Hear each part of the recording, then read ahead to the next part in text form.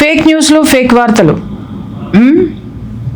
మన రాష్ట్రంలో ఏం జరుగుతుందో ఎవరికి అవసరం లేదు. సనాతన ధర్మాన్ని తిట్టేద్దాం, సనాతనం ధర్మం గురించి మాట్లాడేటటువంటి వాళ్ళందరినీ కూడా దుమ్మెత్తి పోసేద్దాం, వాళ్ళకి అవినీతి అంటగట్టేద్దాం, వాళ్ళకి అక్రమ సంబంధాలు అంటగట్టేద్దాం, వాళ్ళని ఇంకేమో చేసేద్దాం, ఏదేదో చేసేద్దాం, వాళ్ళది వ్యక్తిత్వ హననం చేసి అవతల పారేద్దాం. వాళ్ళు సమాజంలో ఉండడానికి వీలేదు. మరి ఎవరు ఉండాలి సమాజంలో? వాళ్ళందరి గురించి మాట్లాడుకునే ముందు మై డియర్ ఫ్రెండ్స్, నేను మీ ప్రియా చౌదరి.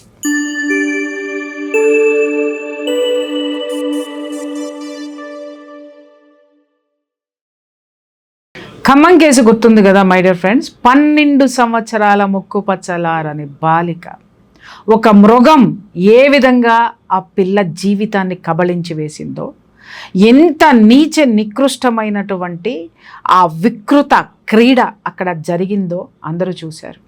నిజం చెప్తున్నాను, అక్కడ ఉన్నటువంటి కుల సంఘాలు కానివ్వండి, అక్కడ ఉన్నటువంటి బీజేపీ కానివ్వండి, అందరూ కలిసి వాడిని లోపలేయించారు. అంతవరకు బాగానే ఉంది. వేయించిన తర్వాత అక్కడ జరుగుతున్నటువంటి నాటకాలు కానీ, డ్రామాలు కానీ, సీరియల్ ప్రకారం వెయ్యనటువంటి మహా యూట్యూబర్లు కొంతమంది ఉన్నారు. వాళ్ళందరికీ బాగా కోపం వచ్చింది నేను మాట్లాడినప్పుడు. ఇప్పుడు కూడా ఇంకా బాగా వణుకొస్తుంది, వినండి. రైట్, అందరూ పోయారు. ఆ పిల్ల విషయం ఏంటి అనేటటువంటి దాన్ని ఎంతమంది ఎంతవరకు చేశారు? 2 విషయాలు దీనికి అంటగట్టి మాట్లాడుతున్నారు. బండి భగీరథ్ ఏమైంది, ఇక్కడ ఎందుకు పట్టించుకుంటున్నారు అని మేము కూడా అదే అడుగుతున్నాం. బండి భగీరథ్ లోపల ఉన్నాడు, అలాగే ఆ కేసు ఇన్వెస్టిగేషన్ జరుగుతుంది, చట్ట ప్రకారం అన్నీ జరుగుతున్నాయి. అయితే ఇక్కడ ఏం జరుగుతుంది అనేది జనాలు తెలుసుకోవాల్సినటువంటి అవసరం ఉంది. ఇక్కడ ఏం జరుగుతుందంటే వాడిని లోపలేశారు, వాడిని లోపలేయడానికి ఒక ప్రసహనం చేయాల్సి వచ్చింది.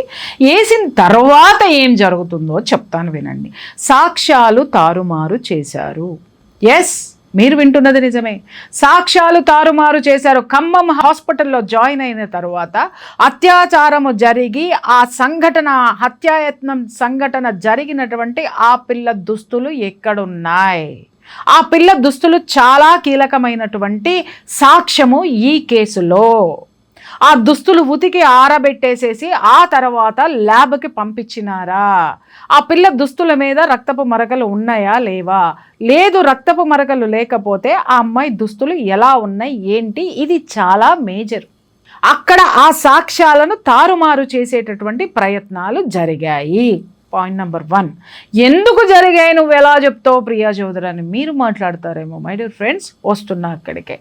ఆ పిల్లని తీసుకొని వచ్చి నిమ్స్ హాస్పిటల్లో జాయిన్ చేసిన తర్వాత కనీసం ప్రభుత్వము నామకే వాస్తే కళ్ళ నీళ్లు తుడిచి అవతల పడేసిన తర్వాత నేను, కొంతమంది బీజేపీ కార్యకర్తలు, అలాగే కొంతమంది సోషల్ యాక్టివిస్టులు అక్కడికి వెళ్ళి ఆ పిల్ల పరిస్థితి చూసి అక్కడ ముఖ్యంగా నేను డిమాండ్ చేశాను 2 విషయాలు. ఒకటి, ఆ పిల్ల మెడికల్ హెల్త్ బులెటిన్ రిలీజ్ చేయాల్సిందే అని పట్టుపట్టడానికి కారణం ఏంటి అనంటే, అసలు ఆ పిల్ల పరిస్థితి ఏంటనేది ఇంతవరకు జనం చెప్పలేదు.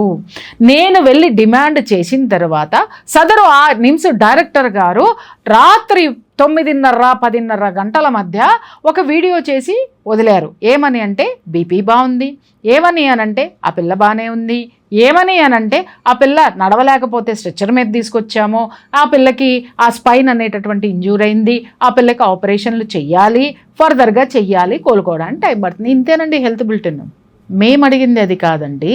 హెల్త్ బులెటిన్లో ఆ అమ్మాయి మెడికల్ రిపోర్ట్స్లో అత్యాచారం జరిగిందా లేదా, ఇది మా పాయింట్. మేము అడిగింది అది. అలాగే ఆ పిల్ల బాడీలో ఎక్కడెక్కడ ఇంజ్యూర్స్ జరిగాయి, అక్కడ ఉన్నటువంటి డాక్టర్స్, ఏ డాక్టర్స్ పర్యవేక్షణలో ఆ పిల్లకి ట్రీట్మెంట్ జరుగుతుంది, ఇది చాలా ముఖ్యము.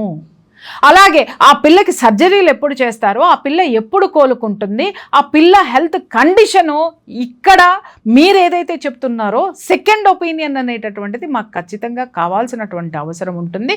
ఈ వివరాలన్నిటితో కూడినటువంటి హెల్త్ బులెటిన్ రిలీజ్ చేయమని అడిగితే సదరు డైరెక్టర్ గారు ఒక్క లైను, ఒక స్టేట్మెంట్ తోటి ఒక 2 నిమిషాలు మాట్లాడి అక్కడ పారేశారు. మీడియా దాన్ని ఎత్తుకొని director, health director, NIMS director ఇచ్చేసినాడు, స్టేట్మెంట్ ఇచ్చేశాడు అని చెప్పి గవర్నమెంటు చేతులు దులుపుకుంది. ఆ తర్వాత మాలాంటి వాళ్ళము మీడియాలో గట్టిగా స్వరం వినిపించడం వల్ల సదరు సీతక్క గారు అక్కడికి వచ్చారు. వచ్చి ఆవిడ ఏంటి ఇన్స్టెంట్గా వాళ్ళకి రావాల్సినటువంటిది ఒక 5 లక్షలు మనీ అనేటటువంటిది ఎక్స్గ్రేషియా ప్రకటించారు. ఎక్స్గ్రేషియా ప్రకటించి ఆవిడ వెళ్ళిపోయారు. మళ్ళీ మేము ఒత్తిడి తీసుకొచ్చిన తర్వాత గప్చుప్గా 2-3 రోజుల తరువాత ఆ పిల్లకి షోల్డర్స్ ఆపరేషన్ చేసి, చేతులకు ఆపరేషన్ చేసి రాడ్లు వేశారు, స్టీల్ రాడ్స్ వేశారు. ఇది హెల్త్ బులెటిన్ ఎందుకు రిలీజ్ చేయలేదు? ఏ స్టీల్ రాడ్స్ వేశారు, అసలు ఎక్కడ ఇంజ్యూర్ అయింది, ఆ షోల్డర్ నుంచి ఆర్మ్ వరకు అయిందా, ఆర్మ్ ప్రాంతంలో ఎల్బో ప్రాంతంలో ఏం జరిగింది, ఇవన్నీ కూడా హెల్త్ బులెటిన్ అంటే అక్కడ సర్జరీ చేసినటువంటి డాక్టరు మిగిలినటువంటి కేసు అటెండ్ అవుతున్నటువంటి డాక్టర్స్ అందరి సమక్షంలో కూర్చొని ప్రతిదీ చెప్పాల్సినటువంటి అవసరం ఉంది. ఆ అమ్మాయి పేరు రివీల్ చేయాల్సిన అవసరం లేదు. కొన్ని విషయాలు ఏవైతే ఉంటాయో అది హైడ్ చేయొచ్చు. అన్ని విషయాలు చెప్పమని మేము అన్నట్ల మేజర్ ఆ పిల్ల హెల్త్ తెలియాలి. ఇది చెయ్యాలా? ఇది ఎప్పుడు తెలిసింది ఆ పిల్లకి హ్యాండ్స్ చేతులు ఆపరేషన్ చేశారని? సదరు సీతక్క గారు వచ్చి వాళ్ళకి సంబంధించినటువంటి లీగల్ అథారిటీని పట్టుకొని వచ్చి 5 లక్షల చెక్ వాళ్ళకి ఇచ్చింది. అప్పటి వరకు వాళ్ళకి ఎంత ఖర్చు అయిందండి? ఖమ్మం హాస్పిటల్లో ఎంత ఖర్చు అయింది? ఇక్కడికి వచ్చిన తర్వాత రోజుకి 4,000 రూపాయల చొప్పున మందులు, ఆ తర్వాత ఆ పిల్ల కోసం అని చెప్పి ఆ పిల్లకి కాపలా ఉండడానికి, ఏం జరుగుతుందో అని కాపలా ఉండడానికి వచ్చినటువంటి ఆ కుటుంబ సభ్యులందరి ఖర్చు ఏమవుతుంది? మేము వెళ్ళి డిమాండ్ చేసేంత వరకు 2 రోజుల వరకు కూడా ఆ పేరెంట్స్కి కనీసం ఆ హాస్పిటల్లో రూమ్ ఇవ్వలేదు. అక్కడ ఇది చేశారు. అక్కడ మేము డిమాండ్ చేసి అక్కడికక్కడ నిలబడి రూమ్ అలాట్ చేపించి వచ్చాం. ఓకే, రెండో విషయం ఏంటి అనంటే, ఎప్పుడైతే ఇవన్నీ జరుగుతున్నాయో ఇంకొక విషయం చెప్తా. అసలు విషయము ఆ పిల్ల అత్యాచారానికి గురయిందా లేదా, ఇది కావాలి ప్రపంచానికి. ఇంతవరకు ఎందుకు ఆ విషయం బయటికి రాలేదు అంటే అక్కడే కీలకం ఉంది. ఆ పిల్ల దుస్తులు ఫోరెన్సిక్ ల్యాబ్కి పంపించినారా లేదా, అక్కడికి ఆ దుస్తుల మీద ఉన్నటువంటి మరకలు ఏవైతే ఉన్నాయో వాటికి సంబంధించినటువంటి రిపోర్ట్స్ వచ్చాయా లేదా, ఆ రిపోర్ట్ ఎక్కడ ఉంది? సరే, ఇది పోక్సో కేసు అని అంటారు. పోక్సో కేసులో మాకు ఆ పిల్ల వివరాలు అక్కర్లేదు, ఆ పిల్లకి సంబంధించిన తల్లిదండ్రులు అవసరం లేదు. కానీ మీరు అరెస్ట్ చేసినటువంటి వాడిని ఏ బేసిస్ మీద అరెస్ట్ చేశారు? ఇంకొక విషయము, ఎఫ్ఐఆర్ కాపీలు 2 ఉన్నాయి. ఫస్ట్ రాసినటువంటి ఎఫ్ఐఆర్ కాపీ చాలా పేలవంగా ఉంది. ఆ తర్వాత మొత్తం అందరూ కూడా మేమంతా కూడా గళం విప్పి గట్టిగా డిమాండ్ చేయడంతో మళ్ళీ సదరు ఇన్స్పెక్టర్ గారు కోర్టుకు వెళ్ళి పలానా సెక్షన్స్ ఈ ఎఫ్ఐఆర్లో యాడ్ చేయడానికి అనుమతి ఇవ్వండి అని అప్పుడు స్ట్రాంగ్ సెక్షన్స్ దాంట్లో పొందుపరచడం జరిగింది. ఇవన్నీ గమనించిన తర్వాత నేను ఎన్హెచ్ఆర్సీకి కంప్లైంట్ చేయడం జరిగింది. ఎప్పటికప్పుడు ఇక్కడ ఇష్యూస్ ఏం జరుగుతున్నాయి, ఆ పిల్లకి సంపూర్ణంగా వైద్యం అందడానికి ఆ పిల్లకు ఉన్నటువంటి రైట్స్ ఎలా వయలేషన్ అవుతున్నాయి, అలాగే ఆ పిల్ల తరపున ఉన్నటువంటి ఆ పేరెంట్స్కి మీద వచ్చేటటువంటి ఒత్తిళ్ళు ఏంటి, అలాగే ఆ హాస్పిటల్లో ఆ పేరెంట్స్కి ఏ విధమైనటువంటి సహాయం లేకుండా, ప్రభుత్వం నుంచి లేకుండా ఎంత నిర్లక్ష్యంగా వాళ్ళ జీవితాలు ఉన్నాయి, వీటన్నిటి మీద కూడా ఎప్పటికప్పుడు నేను హ్యూమన్ రైట్స్ కమిషన్కి కంప్లైంట్స్ ఇవ్వడం జరిగింది. తత్ఫలితంగా అలాగే హ్యూమన్ రైట్స్ కమిషన్, మేము ఎప్పుడైతే హ్యూమన్ రైట్స్ కమిషన్ దృష్టికి తీసుకెళ్ళామో అలాగే వాళ్ళు కూడా మీడియాలో వస్తున్నటువంటి వార్తల్ని చూసి ఆ తర్వాత వాళ్ళు కూడా ఇక్కడ ఏదో జరుగుతుంది, ఖచ్చితంగా దీని మీద ఒక ఇన్వెస్టిగేషన్ వేయాల్సిందే అని చెప్పేసి ఒక కమిటీని వేసి ఎన్హెచ్ఆర్సీ మెంబర్ అయినటువంటి విజయభారతి గారిని ఇక్కడికి పంపించడం జరిగింది. ఇక్కడ విషయం ఏంటంటే మై డియర్ ఫ్రెండ్స్, ఆవిడ కూడా చాలా సింపుల్గా ఉంటారు. ఆవిడ హంగు, ఆర్భాటం, మంది, మార్బలం ఇలాంటిది ఉండదు. నా పని ఏంటి అని న్యాయబద్ధంగా పని చేసుకొని వెళ్ళిపోతారు.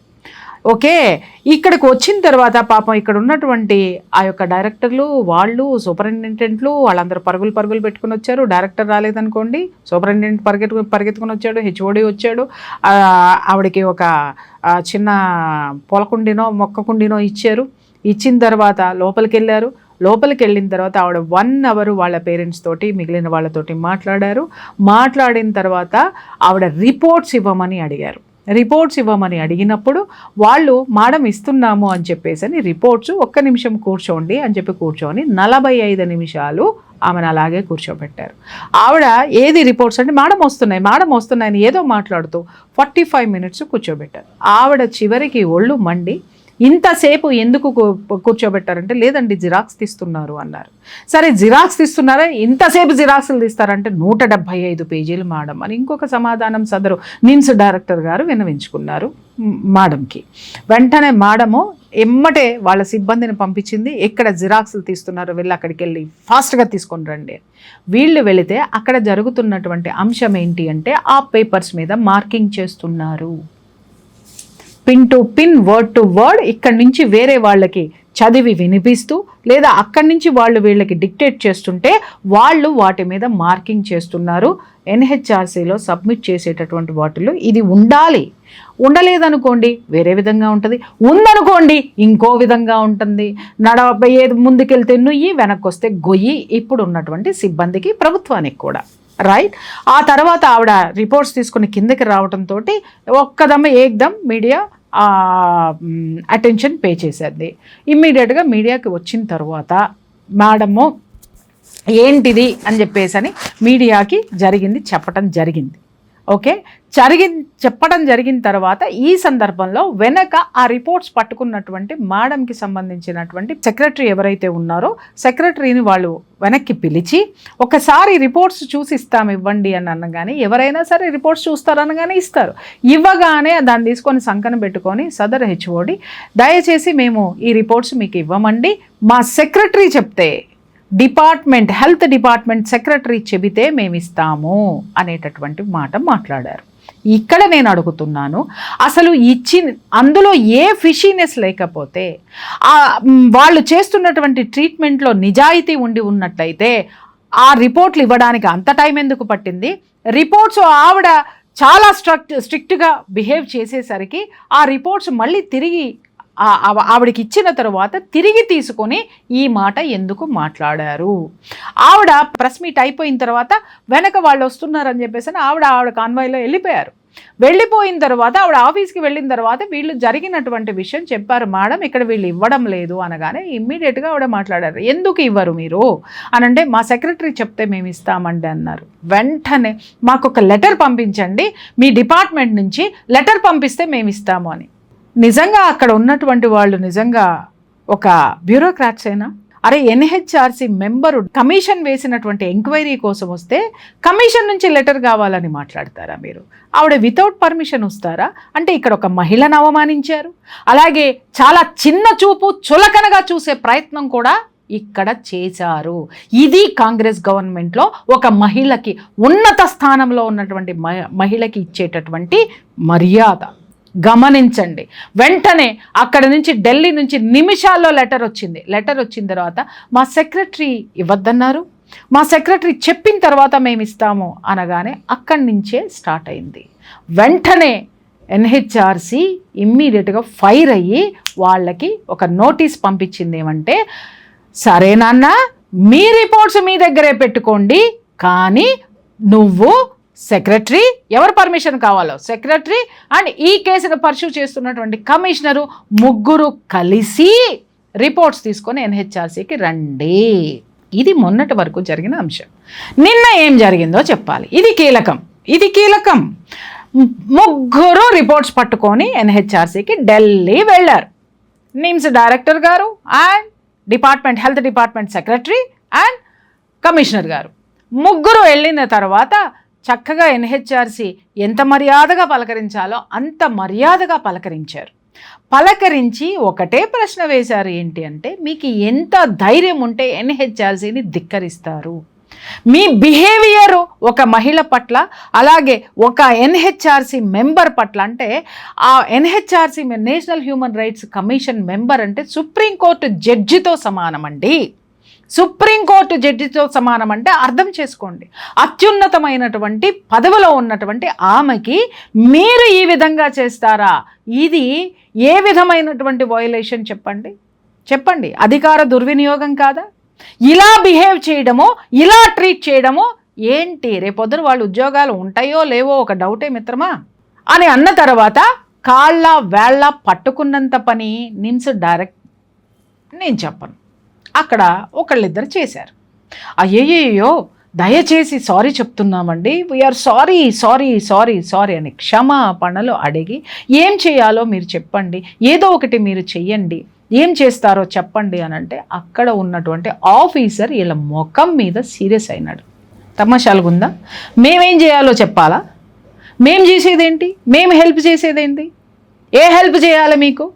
ఏం చేస్తున్నారు అసలు మీరు అక్కడ అని చక్కగా వాళ్ళ స్టైల్లో, అంటే ఇక్కడ వీళ్ళు ఏ స్టైల్లో చేశారో వాళ్ళ స్టైల్లో వాళ్ళు సమాధానం చెప్తే ముఖం నల్లగా పెట్టుకొని నిమ్స్ డైరెక్టర్ వెనక్కి వచ్చినాడు. మై డియర్ ఫ్రెండ్స్, ఇది జరిగిన వాస్తవం. ఇక్కడ ఇప్పుడు మీరు ఆలోచించండి. అలాగే కొంతమంది బాధ్యతాయుతమైనటువంటి యూట్యూబర్స్కి చెప్తున్నాను, అసలు ఇది ఇంత తతంగం చేయవలసినటువంటి అవసరము ఉందా? అంటే ప్రభుత్వం చిత్తశుద్ధితో పని చేస్తుందని మీరు అనుకుంటున్నారా? నిమ్స్ డైరెక్టరు ఎవరికి లొంగకుండా అతను ఆ పాపకి వైద్యం అందిస్తాడు అనేటటువంటి గ్యారంటీ ఉందా? ఇక్కడ మనం గళం విప్పకపోతే, ఆ పాపకి న్యాయం చెయ్యకపోతే, నేను మరొక విషయం కూడా విన్నది ఏంటి అనంటే అక్కడ ఉన్నటువంటి సాక్ష్యాలను తారుమారు చేసి లోపల ఉన్నటువంటి ఎవడైతే గౌస్ గాడు ఉన్నాడో ఆ గౌస్ గాడు నిరపరాధి, నిర్దోషి, అసలు ఆ టైంలో వాడు అక్కడ లేనే లేడు అనేటటువంటి విషయాన్ని క్రియేట్ చేసి ఆ పిల్ల మీద జస్ట్ మొలెస్టేషన్ జరిగింది తప్ప ఆ పిల్ల మీద అత్యాచారం జరగలేదు అనేటటువంటిది అక్కడ ఉన్నటువంటి మహిళా వైద్య అధికారిణులు కూడా అలాగే ఇన్ఛార్జీలు కూడా మాట్లాడడం మహిళలుగా సిగ్గుచేటు. వాళ్ళ పేర్లు కూడా నాకు తెలుసు. ఎవరు ఈ కేసును వయోలేట్ చేస్తున్నారో, మిస్గైడ్ చేస్తున్నారో, ఈ సాక్ష్యాధారాలన్నిటినీ మార్చాలని చూస్తున్నారో అక్కడ ఉన్నటువంటి ప్రతి ఒక్క డాక్టర్ పేరు కూడా మాకు తెలుసు. అతి తొందరలో బయట పెడతాం. మర్యాదగా అక్కడ జరిగినటువంటి వాస్తవాలు, నిజాలు, ఆ పిల్లకి జరిగినటువంటి అన్యాయము మీ రిపోర్ట్లో హెల్త్ పరంగా లేకపోతే, మీరు మసిపూసి మారేడుకాయ చేస్తే, మీరు ప్రభుత్వం మీ మీద తీసుకొచ్చేటటువంటి ఒత్తిళ్ళకి మీరు లొంగితే, మీ కుటుంబం ముఖ్యం, మీ ఉద్యోగం ముఖ్యమని మీరు అనుకుంటే, మా హక్కులు ముఖ్యమని మేము ఏం చెయ్యాలో సమాజంలో బాధ్యతగా చట్టబద్ధంగా అదే చేస్తాం. ఇది మై డియర్ ఫ్రెండ్స్, ఎన్హెచ్ఆర్సీలో అక్షింతలు వేయించుకొని వచ్చినటువంటి మన NIMS director. This is the thumbnail అన్నమాట. ఓకే, ఇక నుంచి అంటే మేడం అక్కడ లేదు, ఎంక్వైరీలో రిపోర్ట్స్ ఇచ్చారు, అక్కడ మాట్లాడినారు, వచ్చినారు. ఇక్కడి నుంచి దేత్తడి పోచమ్మ గుడి బాగా ఎలా ఉంటుందో మనం రోజు కూడా వీళ్ళ యొక్క తీన్మార్ని మనం చూడొచ్చు, ఖచ్చితంగా చూస్తాం. అప్పటి వరకు భారత్ మాతాకి జై.